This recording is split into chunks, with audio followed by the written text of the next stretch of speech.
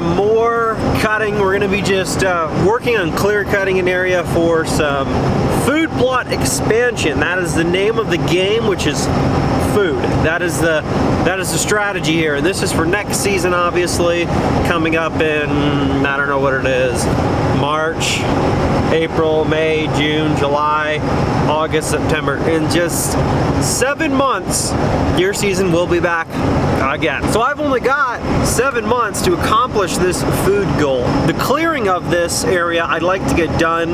This is just my preference. I don't know if there's any real science as to why it's a good time to cut when it's frozen and cold, other than the trees are dormant.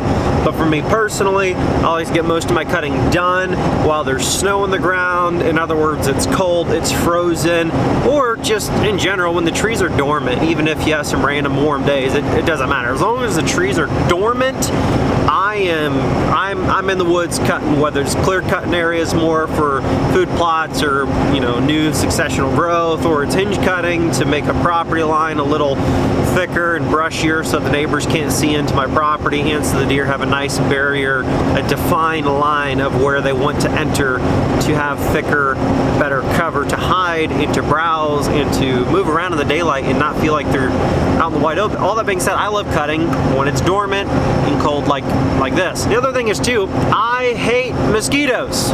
Maybe there's somebody out there that likes them. Other than bats and birds, I don't know too many other things that like mosquitoes. I am not on that list of things that like mosquitoes. I hate them. I hate biting flies and everything else, and poison ivy and all this stuff. I just don't prefer to be doing like cutting and clearing and stuff like that when it's brushy and nasty like that, because you know, I just don't like getting poison ivy and poison oak and getting bitten up by every different type of bug in the woods. You know, I don't mind it when I'm not doing that stuff, but when you're doing that kind of stuff, it just happens even more.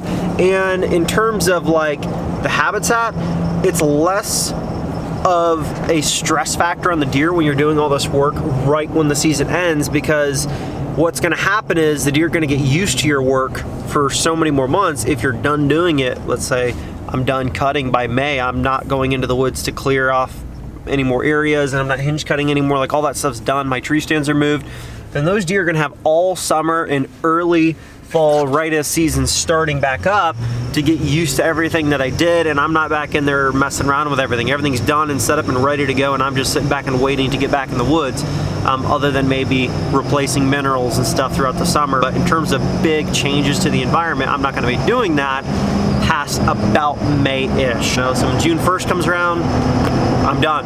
I'm out of there. I'm not cutting anymore. Hopefully not moving any more stands or anything, unless I just couldn't get to it.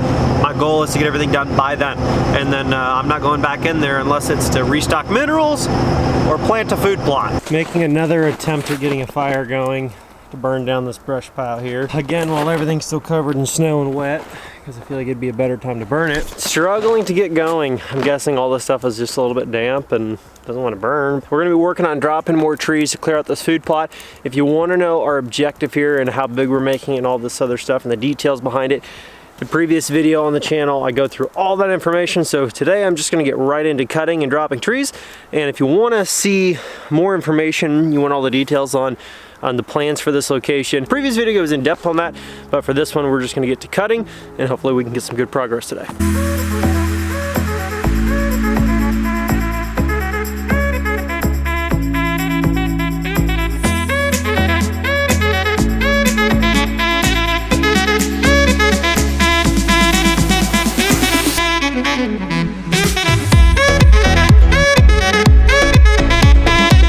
Didn't get a ton of video today, but more is not always better.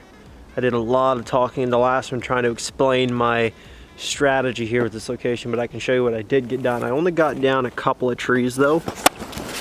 I cut down this little cluster of small ones and a dead stump that was, I mean, kind of like that one there. I mean, it was 8 or 9 feet tall, but it was just, top half's gone, it was just hollow and dead. I got that out, and then I cut down a small hickory right there. This one actually, my bad. And then I cut down that small tree there. So I didn't get a lot of trees cut, just that small cluster of them and that dead one, and then those 2 small ones there.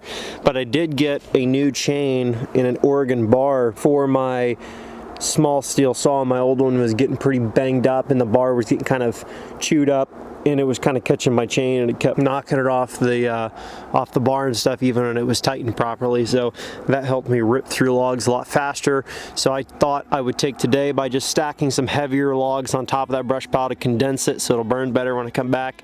And then I've been starting to chuck all my branches over into the brush over there where we usually don't have any deer movement anyways, because there's so much viney, tangly stuff and deadfall right there that, I mean, I never have deer come out right there in that little pile, so I just kept piling stuff on there to get it out of the way, because this doesn't seem to want to be burning yet, so I don't see the point in expanding my burn pile when it's not burning.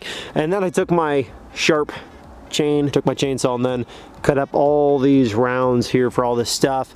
That way it's all ready to go to get moved out of the way and then split and stack. I currently don't burn any firewood. However, somebody could either buy that off me or pick it up here, and it's all hickory that I cut up. All this smaller stuff is all hickory, so I figured might as well cut it into rounds, bring the log splitter over and cut it all up and split it, and that way I at least have it cut and split and don't just throw it away and put it to waste. I mean, yeah, it takes a little more time cutting them up into little rounds to keep and then having to come out here and split it, but total, I mean, there's $100 of firewood laying there to the right person that's needing to buy it, because they can't just go get it themselves and have a place to cut and split, and they don't have the equipment. So, you know, no sense in throwing it away and just chucking it into a brush pile. Other than that, that's the progress we got today. The name of the game, food, and expanding the late season food source here. So we're gonna keep on at it, and hopefully day by day that I can get out here, we can make some progress and turn this thing